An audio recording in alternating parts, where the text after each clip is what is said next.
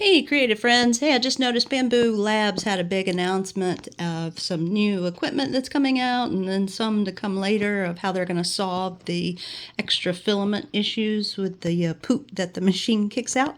Man, it just made me realize I have not shown you yet my latest 3D print.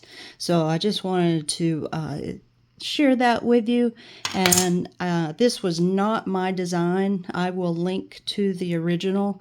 I did set up a new profile though so that it would print on an A1 mini, and so I got to help decorate for an engagement party last month, and so I printed a few of these and I adjusted the print so that it would pause on certain layer there, and added a slot so that then we could take photos, and just a 4x6 photo card fits in here perfectly.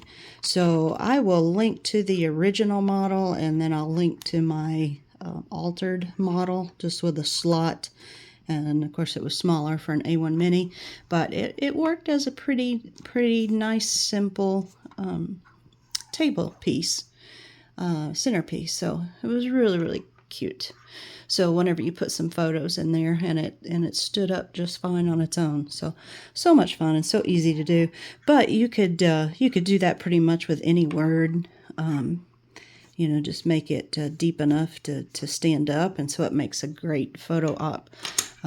Just decoration on a mantle or something like that. Or in this case, add a slot so that you can slide things into it. So anyway, I just wanted to share that with you. That was my most recent print that I have not made a video on yet.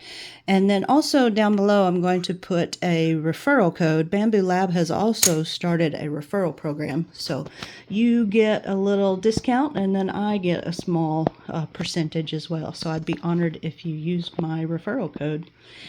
So many cool things going on in our makerspace worlds, but I just wanted to share that 3D print with you, and just stay tuned for a little bit of footage from printing out this engaged sign.